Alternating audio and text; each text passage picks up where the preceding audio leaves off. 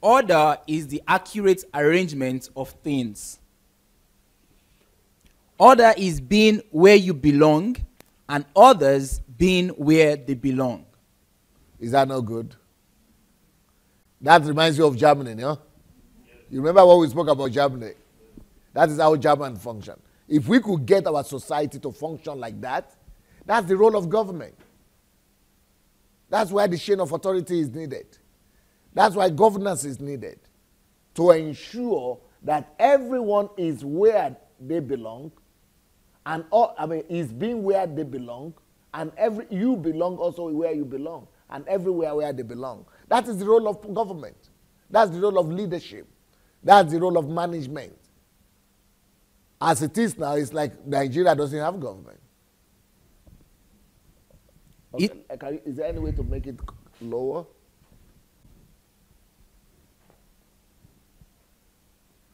Okay, good. No, it's too much now. Yeah.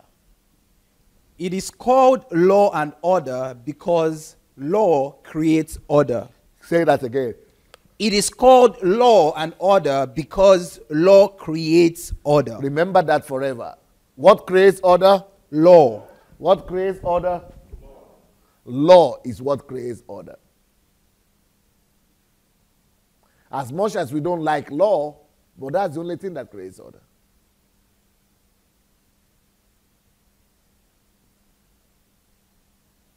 That's why we must educate a whole population to love law. Because loving law is loving order. Hating law and disregarding law is disregarding progress. Disregarding order, and disregarding order is disregarding progress, because order leads to progress. So a big process of education and enlightenment, and what did Zoe call it? Encouragement, reward, and incentives must be created to make the population love and willing to obey law. So that was a good elaborate answer that Zoe gave in that one.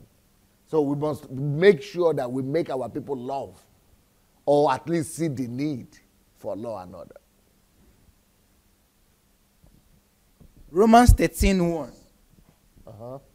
Let every soul be subject unto the higher powers, for there is no power but of God. The powers that be are ordained of God. Okay, before we go ahead, let's do this video. Let's look at what law and order can do in a city. Organize, the ability to organize a town, a city. Let's see how a whole nation could just, it's like automated. A whole country could be made to be automated, guarded and ruled and almost functioning automatically thanks to law and order. These are the future cities. They call them smart cities. Let's have a look.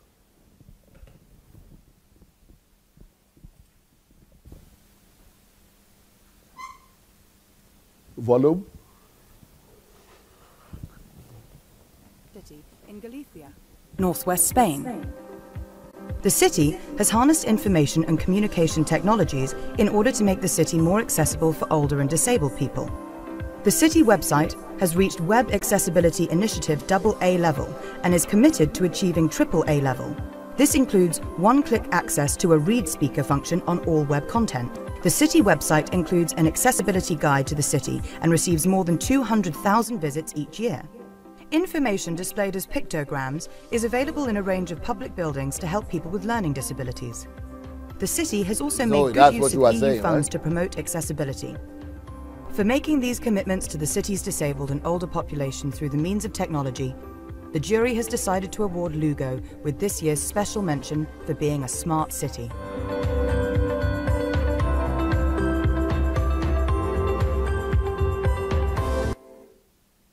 Okay, this is what we are talking about. A city that knows the need of every inhabitant of the land. A city that knows everybody that's living in the land. Their needs. You know, see announcements everywhere. Let's see that thing again. I want you to hear that, you know, I think you might not have paid attention to all the details in that city. Let's have a look again at all the details of how they make that city work. That is a city that has government. That's the essence of government. Yes.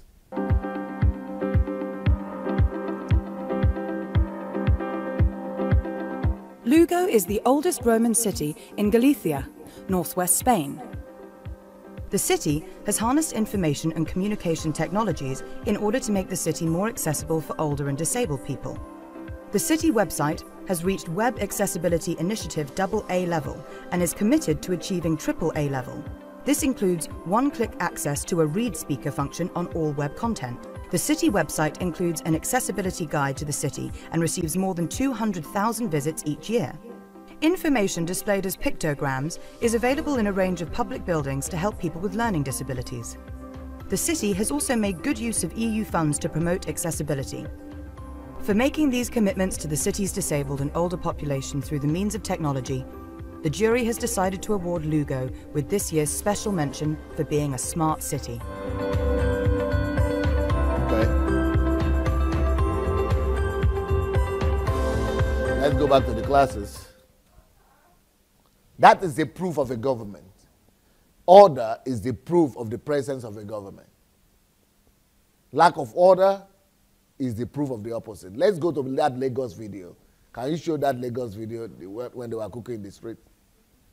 And tell me if there is government in that country or not, or in that city or not.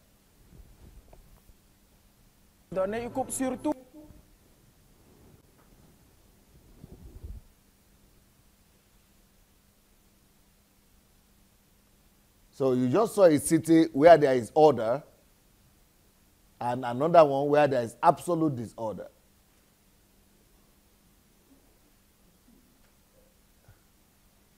This is Lagos. See what's happening. See what's happening. I mean, where is the government looking?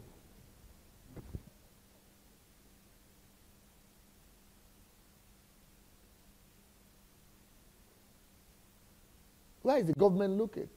People are just, there's no park for them. They are just standing anywhere. I mean, which order? Who is responsible for that? Look at the cars. No line. No lining in the street. Can you see? The banana seller and the cars are competing for the road. Is that the car park? Is that the motorbike car park? You see? You see, everybody driving anyhow. Of course there will be accident. You see?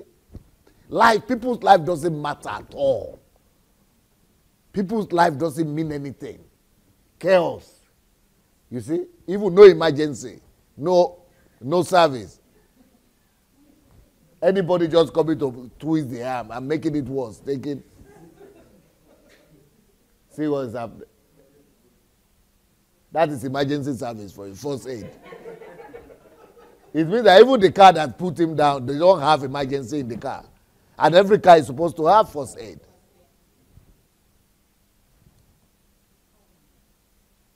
So it's not about lack of wealth.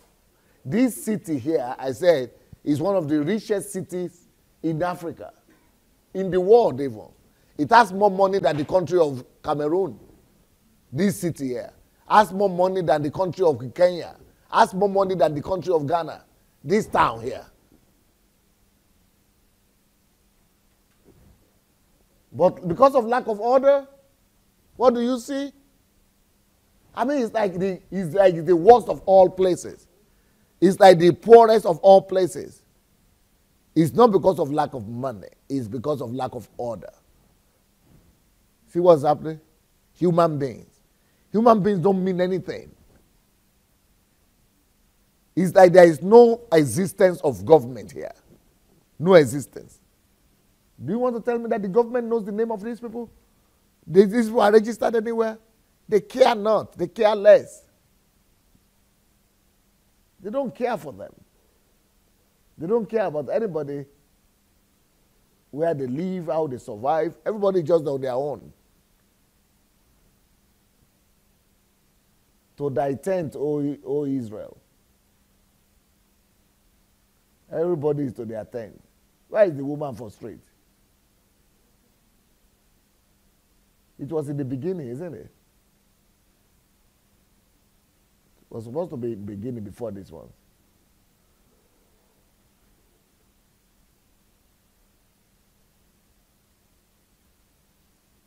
Yeah, that's it now. You forgot me, I didn't forget. You went and forget. See, this is main road. Rice and pomo on top. For main road. See what they are doing in main road. Cooking. This is where cars are moving, though. I'm not talking about the sidewalk. Oh. This is not sidewalk. Me do.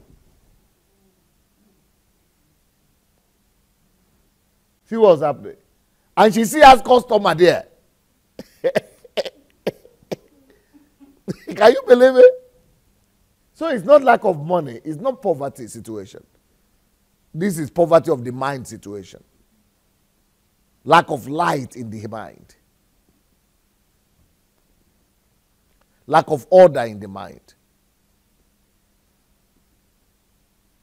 No picture of eventuality.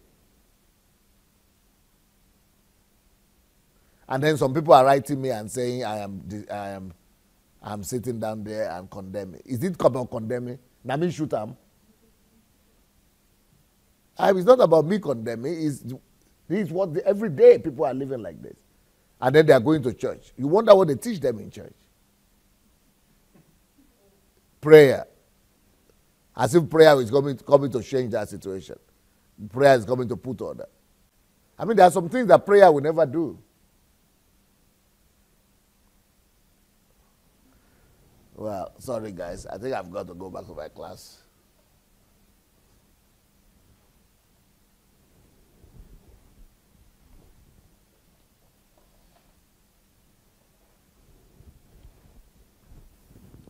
Okay. Let's go back to the classes. To the slides. It is called law and order because law creates order.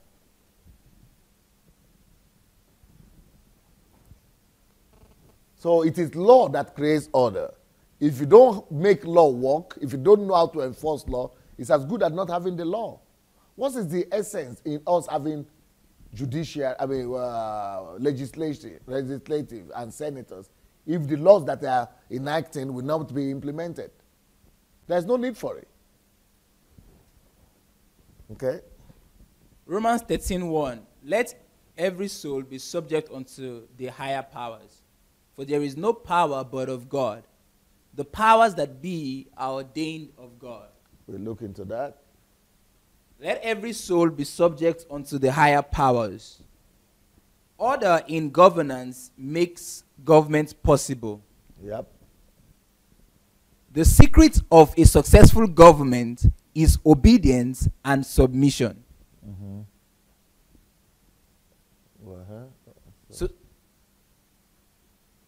Societies and any organization must be broken down into levels and hierarchy. Yeah. That's what we have been talking about. Okay? For there is no power but of God. The powers that be are ordained of God. Hierarchy is to maintain order. Romans 13:2. Whosoever therefore resisted the power, resisted the ordinance of God, and they that resist shall receive to themselves damnation. Romans 13:3. For rulers are not a terror to good works, but to the evil. Wilt thou then not be afraid of the power? Do that which is good, and thou shalt have praise of the same. When people reject hierarchy, standards, measurements, limits, signage, they will never have order. Okay, let's see the video. Let's start with this, then we'll go back to the ones before.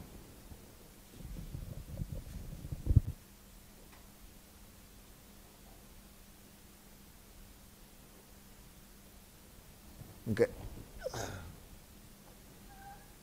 So we see poverty here, eh? But is it really a problem of poverty? It's more of a problem of lack of order. It's more a problem of lack of order. I think we're seeing a lot of poverty. Let's go to Singapore and see how they fix. This was the situation in Singapore too. Singapore was like this until somebody decided to do something about it. Let's go to the one previous to that.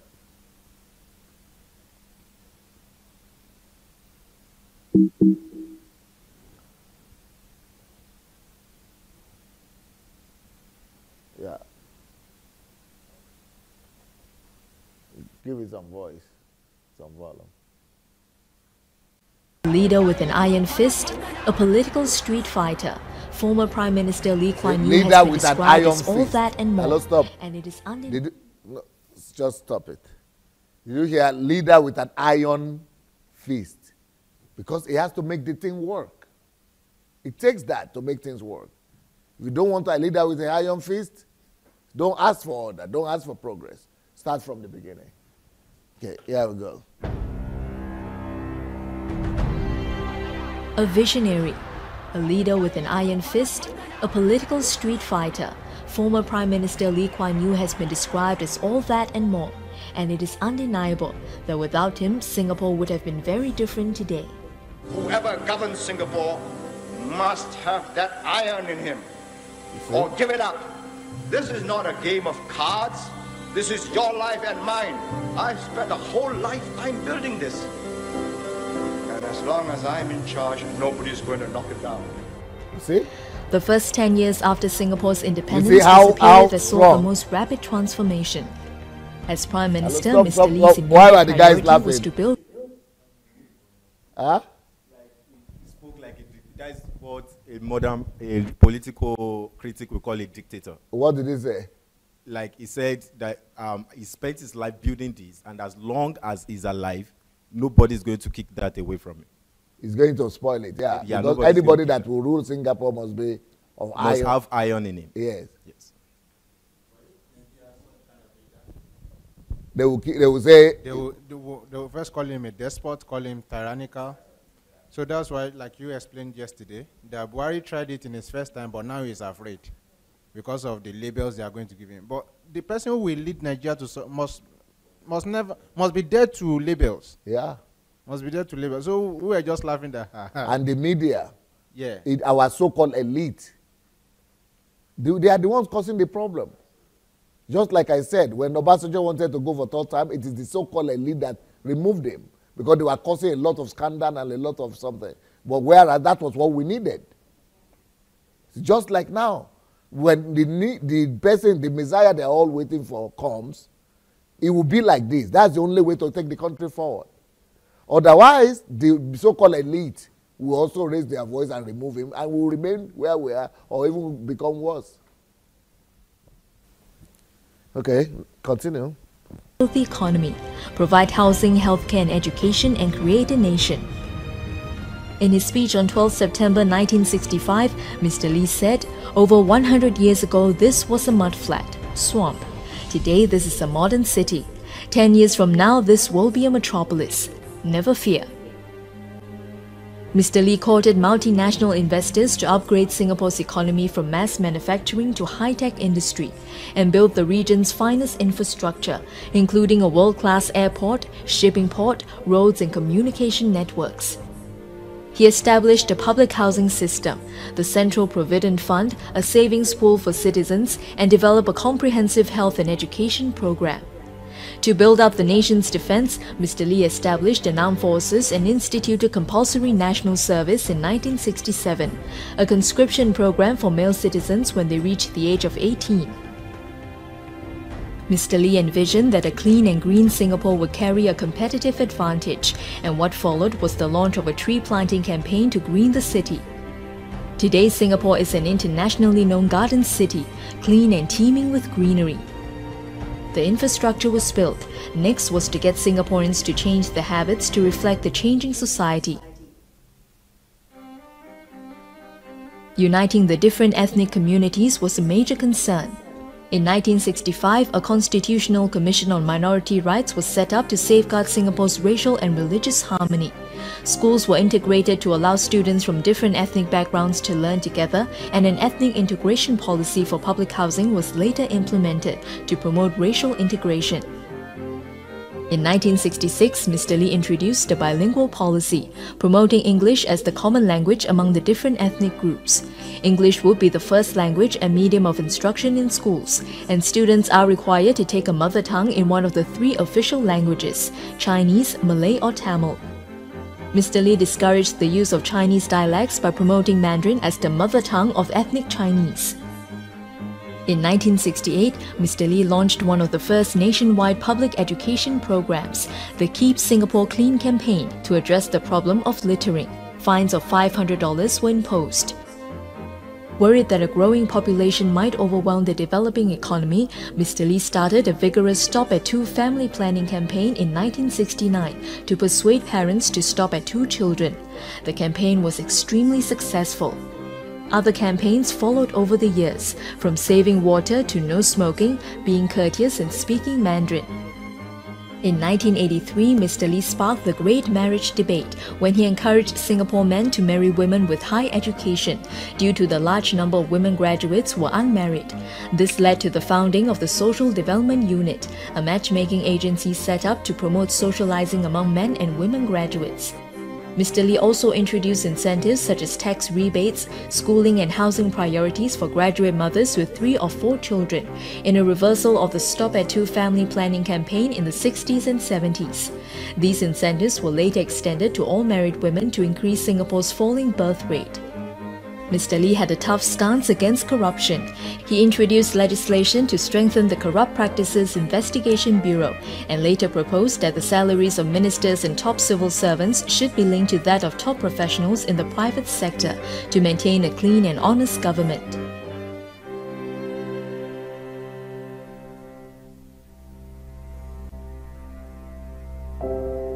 Mr. Lee was a firm believer in meritocracy. In his memoirs From Third World to First, Mr. Lee said he aimed to create a fair society, not a welfare society, and chose to redistribute wealth by asset enhancement, not by subsidies for consumption. Mr. Lee stressed that Singapore was not a welfare state where anyone was entitled to free services, and everyone had to play a part to ensure progress for themselves and their families. We never went for the iron rice bowl. Each person has his own porcelain rice bowl, and if you break it, it's your bad luck. And they look after it when it is their own and it's porcelain. In just under a generation, Singapore has transformed into what Mr. Lee described as a first world oasis in a third world region. After leading the PAP in 7 victorious elections, Mr. Lee stepped down on 26 November 1990 and handed over to Mr. Goh Chok Tong. Mr. Lee remained in cabinet as senior minister, a role he described as advisory. On 12 August 2004, Mr. Lee's eldest son Lee Hsien Loong became the next Prime Minister. Mr. Goh became Senior Minister and Mr. Lee assumed a new position of Minister Mentor, a post he held for 7 years before stepping down in May 2011. Mr. Lee spent 52 years in Cabinet and is the world's longest-serving Prime Minister. Singapore's success story is closely linked to the leadership of Mr. Lee Kuan Yew. With over half a century in government, his legacy is one that will be remembered in the hearts of Singaporeans. Okay, that's good. So this confirms again the point I was making, that if you are lucky enough to find one good leader who is organized. Keep him until he brings the country, brings his vision to pass. Don't fall under the pressure of the West that democracy, change every 4 years, change that will lead you to death, change that we have been changing that led us to just death, nothing. If we had kept one leader who is visionary, it would have been able to bring about something. So when I was saying it 20 years ago, that Obasanjo needed to remain, that with all his fault, he needed to remain for as long as possible. They were telling me, you are a dictator, you don't know, you are a disgrace. All kind of insults I was hearing. I said, okay, in 20 years' time, we will see who is right. Because people don't think long. People are just emotional. And I knew what I was talking about. I knew exactly what was happening. No matter who you put, if it's going to fall apart. And that's what has happened. Because the guy got something right. And it was supposed to be sustained. But they're not going to hear. I hope they will hear sometime in the future.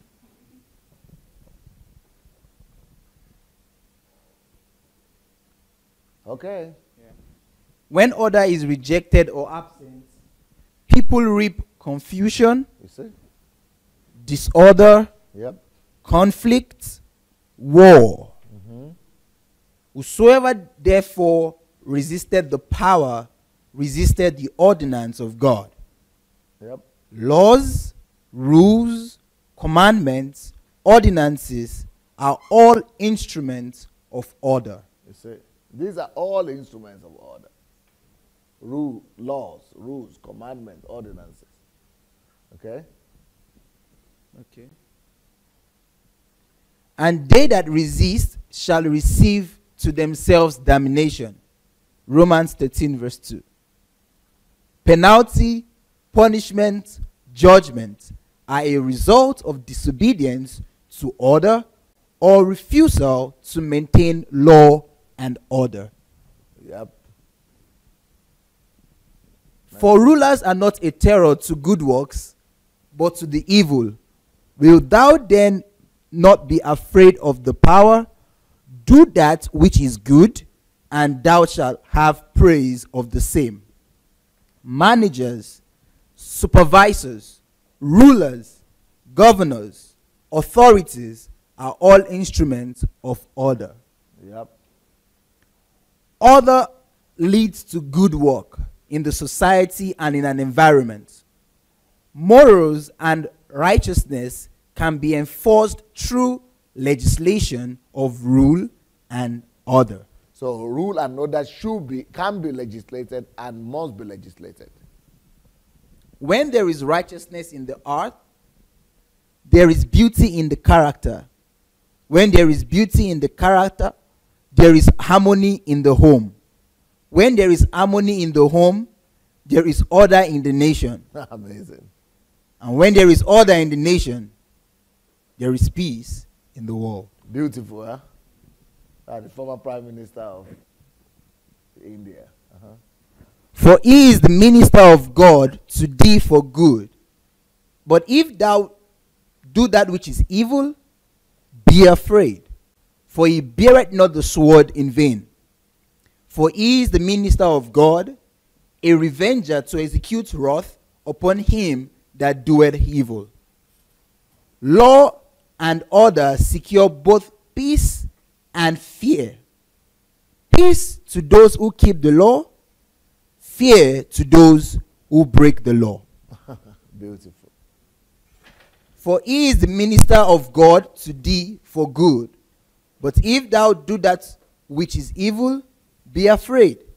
For he beareth not the sword in vain, for he is the minister of God, a revenger to execute wrath. No. Law and order is a rewarder. All right. And law and order is also an avenger. Cool. So law and order is a two-edged sword. It rewards and it avenges, or it punishes. It's like it penalizes and it rewards. Romans 13:5. Wherefore ye must needs be subject, not only for wrath, but also for conscience sake. Yeah, so that is that's what we were talking about Germany, that most of them obey for wrath's sake, but heart is what the Bible starts with. Okay? Okay. Taxes are also instruments of order. Oh, should I read that verse? Okay. Yeah. I should read the verse, right? For this cause, pay ye tribute also, for they are God's ministers, attending continually upon this very thing. Law and order is a rewarder and an avenger. Taxes are also instruments of order. They help maintain peace and prosperity. Now, the reason I'm not commenting these things is because we had commented in the beginning. Romans 13:8. Owe no man anything but to love one another. For he that loveth another hath fulfilled the law. That's the ultimate goal that we want to achieve in the society. And that's the ultimate goal of the government. So that people will live in harmony and in love among each other.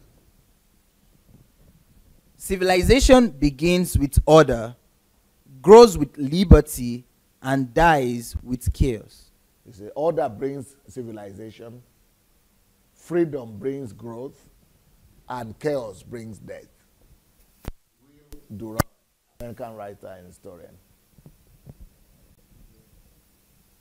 Yeah, I think let's do the video. Let's do this last video. This video is my vision for Nigeria, and this is the kind of order I want to produce and bring about in national development. This last by the grace of God, my picture for Nigeria is that when I arrive in Nigeria, there will be several projects like this going on at the same time, by the grace of God. Okay, let's go. Many developers, engineers, and architects have grand ideas, but actually pulling off breathtaking, enormous endeavors is something relatively few accomplish. Here are 10 mega construction projects on track to open soon. Number 10. Beijing Daxing International Airport, China. Despite delays, estimates still place the initial completion stage of what will become the world's largest airport within this decade. Once fully up and operational, the facility is anticipated to handle roughly 100 million passengers per year. Number 9. Kingdom Tower, Jeddah, Saudi Arabia. Among the many challenges in erecting epic buildings is securing the required funds, but this mixed-use development has finally surmounted that obstacle. Completion is currently slated for 2020, at which time it will likely be named the world's tallest building. Number 8. Chernobyl Ark, Ukraine. The 32,000-ton, multi-billion-dollar steel structure is intended to keep lingering radioactivity from the 1986 meltdown contained, so cleanup can move forward. Once installed, likely in 2017, it will remain in use for at least 100 years. Number 7. Hotel Abraj Kudai, Mecca, Saudi Arabia. When the hotel's doors open in 2017, the massive hospitality venue will boast the most rooms in the world. The 10,000 spaces it has available far outnumber the roughly 6,000 offered by the current record holder, the MGM Grand Hotel of Las Vegas. Number 6. Crossrail Project, London, England. Not only is work progressing at a steady pace, it's happening in the midst of one of the world's most populated and bustling cities. The first station was finished in September of 2015 and is expected to start welcoming passengers in 2018. Number 5. Los Angeles Stadium, Inglewood, California. The Rams are officially returning to Los Angeles, and plans to build the team a fancy NFL-worthy stadium are underway. Making the 300-acre arena fan and team ready is expected to take about 3 years and $2.1 billion. Number 4.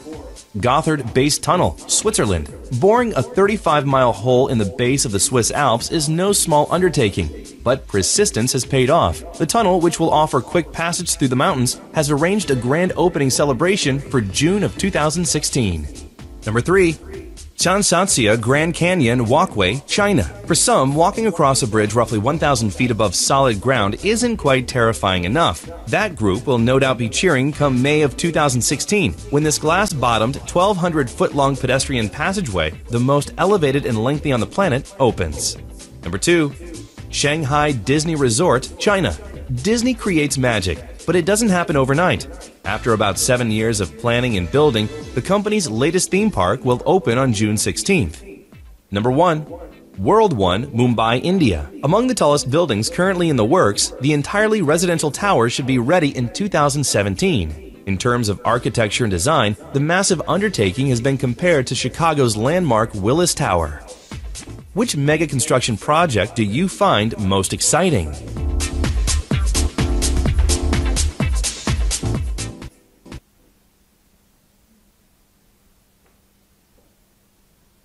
Let's put on the light.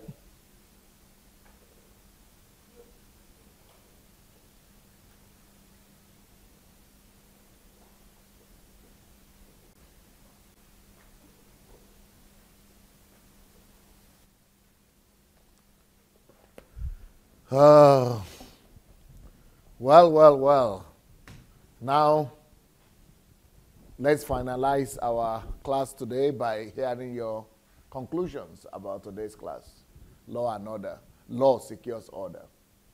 Who has not spoken or who wishes to speak, will you stand up and explain to us your conclusions? Okay? Okay. And everyone else who has not spoken, you have to stand now. Those who have spoken can keep on sitting. But if you have not spoken tonight, you have to stand up. You have not spoken, I remember you. So all those who have not spoken, you have to stand until you speak. Since evening class today, if you have not spoken, you have to stand. Okay? All right. So what I want to say is very, very short and brief. You know, meeting you, and I know you're not someone who just makes statements without reasoning. I know your statements are intentional. And I remember when you made a statement once that only you, Come here. yeah, you alone can transform Nigeria. Yep. Well, that was a very audacious statement that obviously I respect you, I believe you, but you know This one is too much. So, well, I didn't really understand and I didn't know how you can do that because that was very audacious. That how can you say only you can transform Nigeria? No, I don't say only me. Yeah, I mean, said you have even me alone. Okay, even that is you. totally different from only me. Okay, even you alone. Yeah. Okay, all right. Even you because alone. only me means only me no order. All right. Okay, true. Yeah. Okay. True. So I take my word back. So you alone, even you alone can transform Nigeria. So now this is the reason why I'm saying this. You alone can single-handedly. Okay. So you alone can single-handedly. All right. So let me go to the point. So my point is, when you presented your project, I mean your plan for Nigerian project, transformation project. Yeah. Now that was very helpful because that created a picture of what you had in mind. But going through this series on law and order, what it did for me was that I could make that statement that you made also. You see? Understanding has come. Yeah, because I understood the mechanism. I understood what's the formula. The formula, exactly. So once the formula is known, anybody can do it. Easy, yeah. You only need, apart from the formula, you need the willpower. It's one thing knowing the laws, the formula, is another thing willing to pay the price. But from what you have seen, you know I'm not afraid of dying or offending anybody. I'm afraid of paying the price. And you people have become like that too. So anybody who is willing to pay the price can also make that kind of statement. Yeah. So that's that's exactly why I came out that. So the statement that you made, I also can make it right now. And it's not concerning me. Yes. But make it now. Yeah, the statement is that... Your own now, not be me. Yeah. That with the understanding I have, and I've gotten so far, understanding how law and order can lead to transformation or to the development of Nigeria, of a nation, even me alone even me alone can cause a transformation in Nigeria. Yes, and prove it to us by telling us where you want to apply order, for example, or what are the few things, 1, 2, 3, 4, 5 things that you could even have put in place now that everybody knows. All of us will see clearly that, yeah, that's possible. Exactly. Let's start number one from from inculcating the value systems or promoting value systems in Nigeria. Beautiful. So for me, I'm so strong on how we can bring these value systems to the consciousness of every citizen in Nigeria. Now, how can I do this? This is by bringing illumination to the different areas that could be channels that these value systems will be engraved in the minds of people. Number one is doing this by organizing meetings with pastors, let's just say collectively with leaders of religious bodies. So having seminars or having trainings with these leaders, and like what Pastor says, giving them these value systems that they can communicate in their religious gatherings.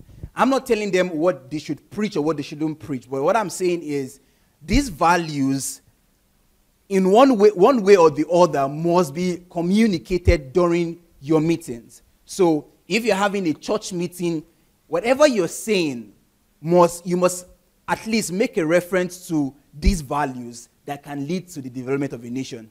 And these values are not religious specific. I mean, they are applicable to both Christians, Muslims, traditionalists. So that is one way. So organizing meetings, organizing trainings, or organizing boardroom meetings with leaders like pastors, imams, traditionalists, and then giving them this list of values that they can communicate in their churches or in their mosques. That's number one. Number two is having this also done in the educational system of the nation. So how do we do this? It is by working with either the leaders or the coordinators or the headmasters or the principals of schools, like from elementary school, primary school, secondary school, even to the university. And it's easy. The same way I do with the religious bodies, we also do it with these people by giving them also the values that can be taught to students, to pupils, and helping them with these values that can be inculcated in the minds of the students and the pupils. Next is by giving it to the media, because now the media is like the strongest channel through which you can get any message out to the world of influence. So every media channel must be employed. Is it radio? Is it television? Is it Facebook?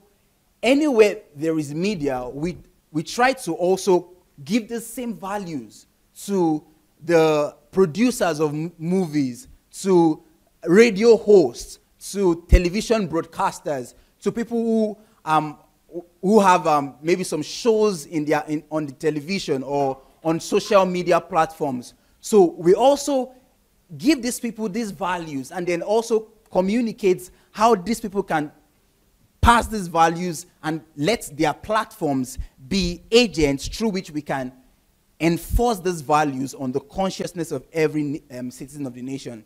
So that's through media. Then also by using the family. That's very easy.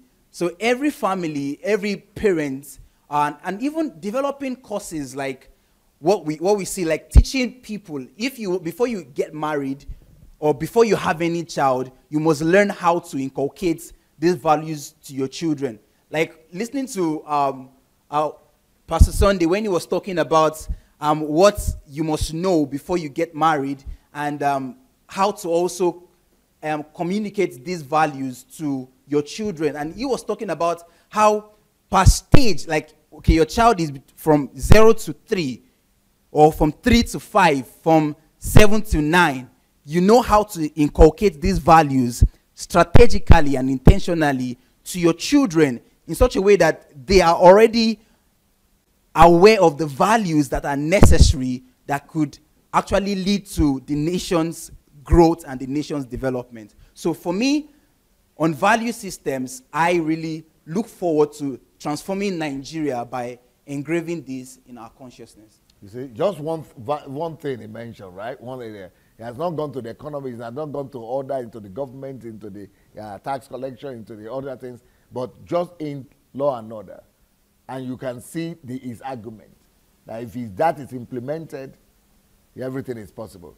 You know, so I want all of us to say, because when anybody is able to come out and speak like this, that even me, I know now how to fix Nigeria. What does that mean? That means that hopelessness is going, or hopelessness is gone regarding Nigeria. That means that what every Nigerian has always seen, that Nigeria's case is hopeless. No, there is nothing that could ever be done. No, let's just remain in Europe. It's finished. Now, I used to be the only one that used to talk like this before. I never used to know any other person. Everybody else I hear will say, Nigeria's situation is too much. It's hopeless. It's forgotten. But when a human being also, a young man of 24 years or 23 years old, can also, it has seen something. It's because everything depends on the light. The amount of light that is coming to the mind. And I want to, whenever some of you would like to come forward, I would like somebody or two to also come forward and either to tell us his opinion. Either you believe in what he says, or you also see what he says, or you want to rather counter him and say, it's not possible, or you want to argue polemic with him. So anything you want to do in that area. But apart from that, that's just one question. But the general thing we are doing is your conclusion, summary, review about the day. Anybody can take the microphone and continue.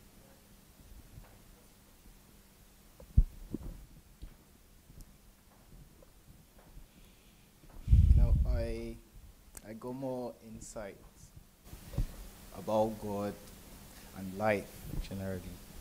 Then regarding Nigeria, you know, I've been holding on to order being the basis for development.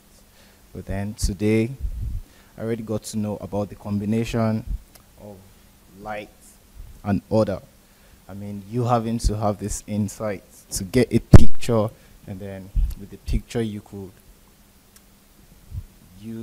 work with order to achieve something.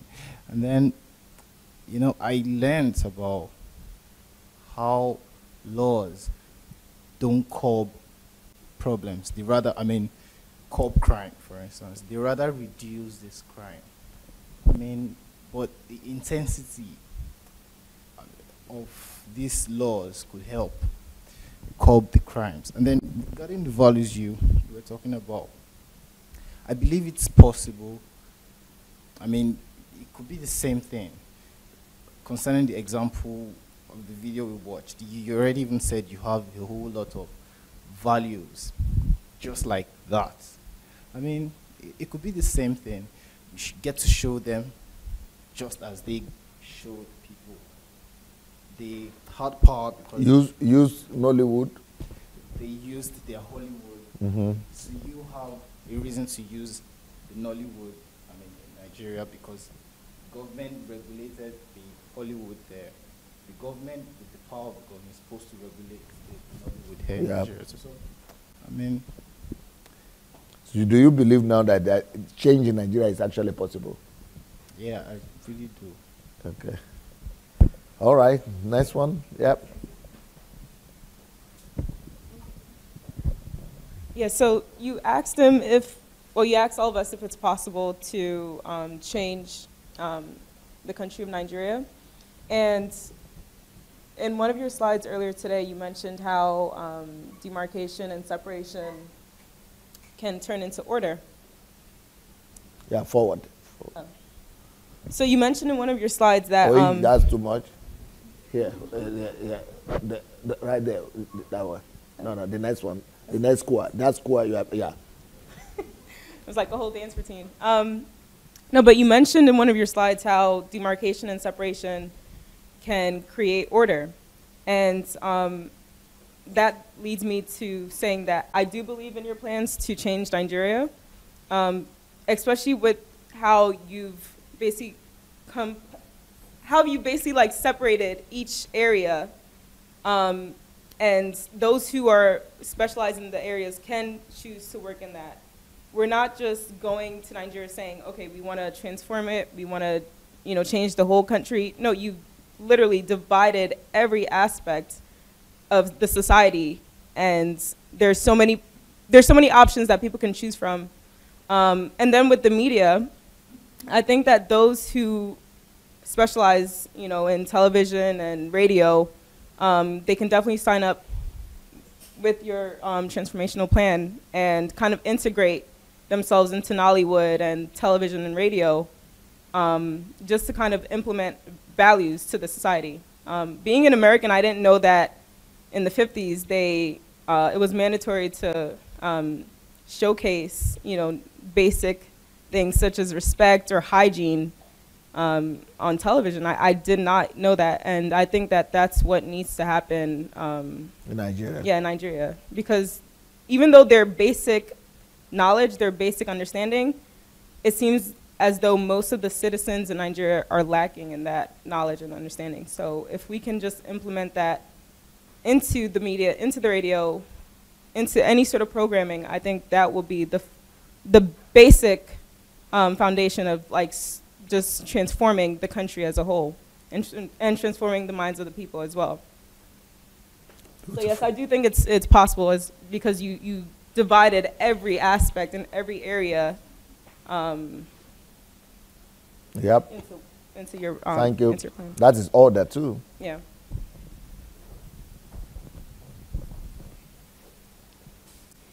It strikes me actually how little we see the beauty in Africa, and that actually the European come to Africa because they're aware that how beautiful the nature is. We don't see that, and maybe we could also use Nollywood or the whole film industry to propagate the beauty of Africa. Mm.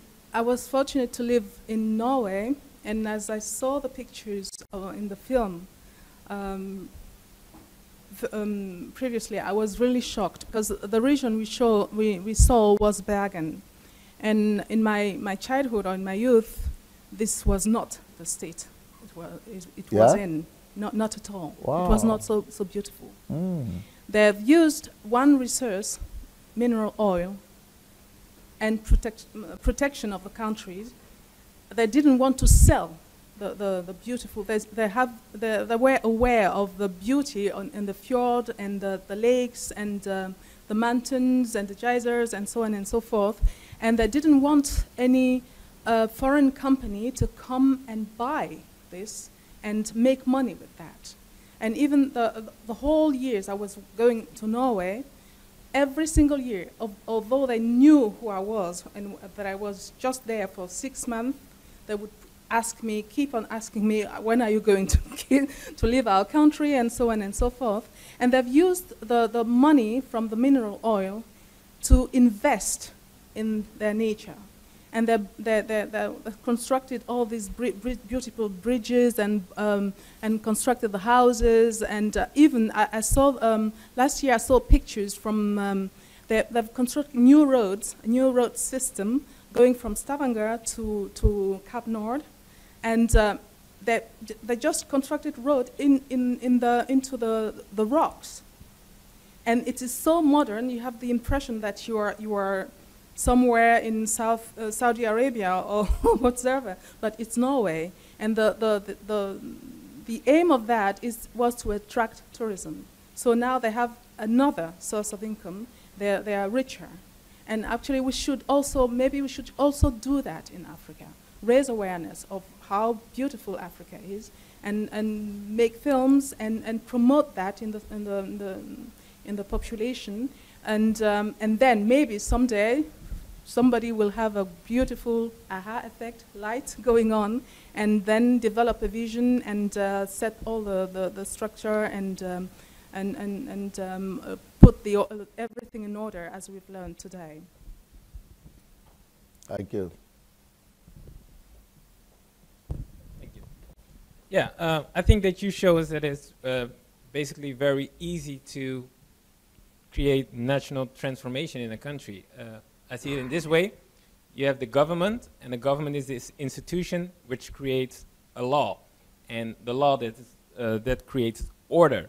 So you only need a good and strict government, and if the people follow the new laws, then the mindset of the people will change, and if the mindset of the people change, then the culture of the nation changes.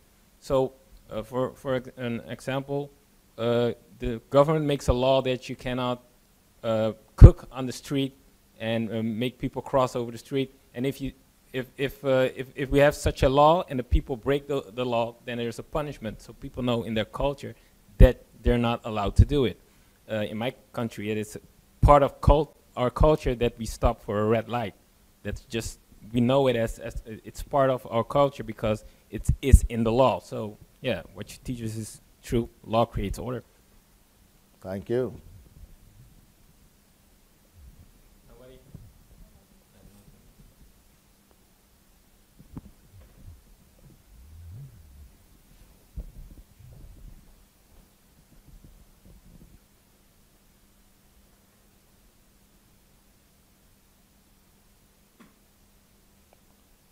Unfortunately, for people who are watching us, we are not in the position to listen to you. This is HMT, so we are not doing call-ins and things like that.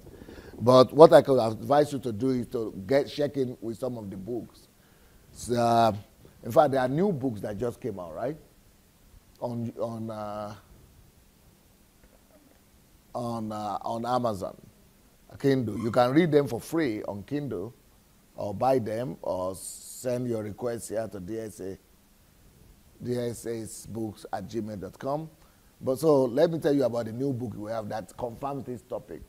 On this topic, the book has just been released this week when we started. Excellence, Your Key to Elevation. Excellence. Excellence is a result of law and order. So that's the book on law and order, Excellence.